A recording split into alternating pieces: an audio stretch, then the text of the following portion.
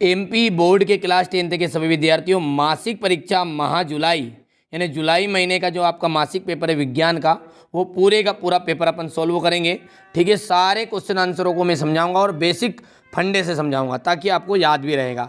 देखिए सही विकल्प, पहला प्रश्न क्या है हमारा, सही विकल्प है यकृत द्वारा पित्तरस आहार नली के किस भाग में स्रावित किया जाता है। तो यकृत द्वारा जो पित्तरस है वो आहार नली का ऐसा कौन सा भाग है जहाँ स्रावित किया जाएगा, तो छोटी 8 इसका एकदम राइट आंसर है। यदि लार में लारे एमाइलेज का अभाव हो जाए यानी एमाइलेज का कमी हो जाए तो मुख गुहा की कौन सी घटना प्रभावित होगी। तो भैया स्टार्च का शर्करा में विघटन, यानी विघटन मतलब होता है टूटना, तो भैया स्टार्च का शर्करा में टूटना यहाँ पर कमी हो जाएगी। तीसरा क्या है आपका, प्रकाश संश्लेषण के लिए आवश्यक नहीं है। प्रकाश संश्लेषण के लिए आवश्यक क्या नहीं है, तो देखिए बेटा कार्बन डाइऑक्साइड यानी CO2 तो चाहिए, CO2 ये तो चाहिए, जल है H2O ये भी चाहिए, सूर्य का प्रकाश भी चाहिए, लेकिन ऑक्सीजन की कोई ज़रूरत नहीं है।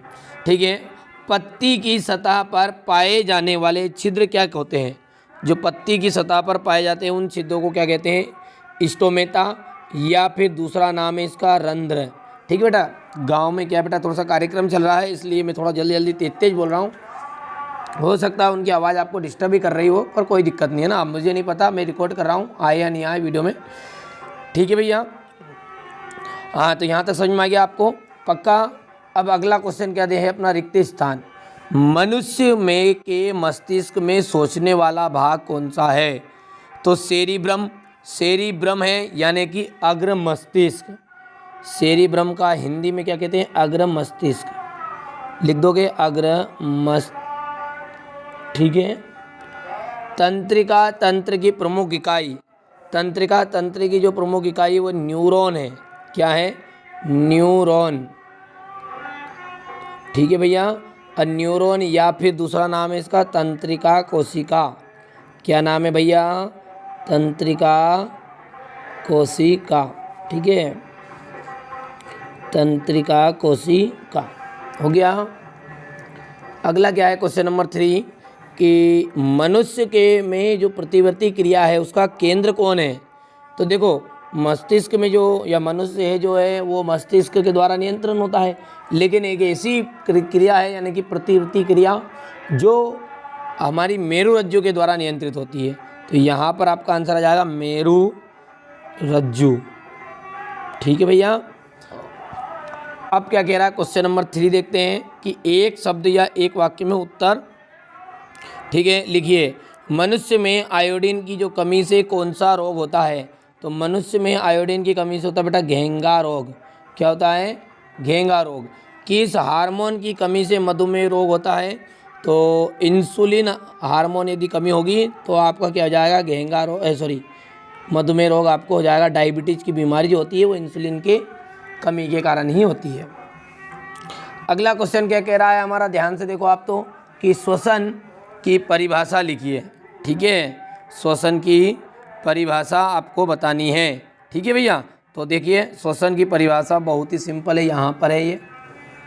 श्वसन एक ऐसी प्रक्रिया है जिसमें ऑक्सीजन को शरीर में अंदर लिया जाता है और कार्बन डाइऑक्साइड को शरीर से बाहर कर दिया जाता है। ठीक है, इसे अपन सांस लेना और छोड़ना भी कहते हैं।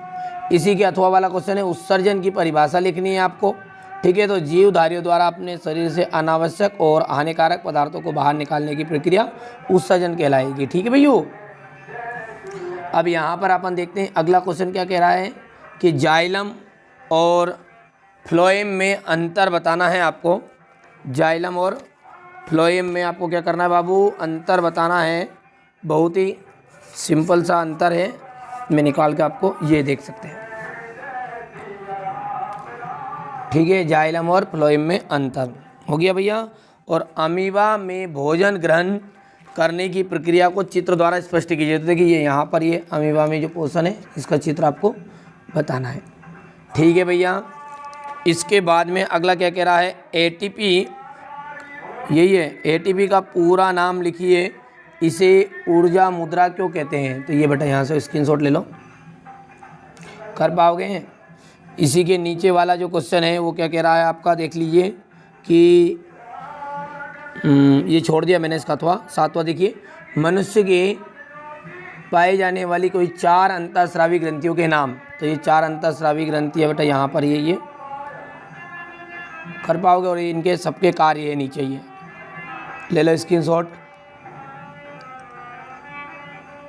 यहाँ से हो गया है। और ये क्वेश्चन नंबर 4 अग्नाशी वाला कर लोगे आराम से। चलिए अगला क्या है, पादपों में प्रकाशानुवर्तन और जलानुवर्तन की जो गति है वो किस प्रकार होती है? तो देखिए ये यहाँ से आपको प्रकाशानुवर्तन और जलानुवर्तन की गति को समझाना है। ये 12वां क्वेश्चन और ये 13वां क्वेश्चन दोनों को लिख देना आपको, ठीक है भैया, कर लोगे आराम से पक्का। तो ये मैंने आपको आपका जो साइंस है, ठीक है, साइंस है, MP बोर्ड का साइंस का जो जुलाई महीने का क्वेश्चन पेपर है वो बता दिया है। चैनल आपका है, आपका हित के लिए कार्य कर रहा हूँ। 10th का सिलेबस पूरा पढ़ाऊँगा, घबराने की ज़रूरत नहीं। पूरे नोट्स दे रहा हूँ मैं, लेक्चर बाय लेक्चर, ठीक है। तो यदि आप पहली बार चैनल पर सब्सक्राइब करो, क्योंकि अब आने वाले समय में बहुत ही जल्दी 2 से 4 रोज़ के बाद में अपनी लाइव क्लासेस भी चालू होने वाली है, ठीक है। आप सभी के सहयोग से, आप सभी की कृपा से बेटा अपन लाइव क्लास भी चालू आगे करने वाले हैं। चलिए तो चैनल पर पहली बार है सब्सक्राइब करिए, नोटिफिकेशन ऑन कर लीजिए, क्योंकि आने वाले जितने भी पेपर है आपको इसी चैनल पर मिलेंगे।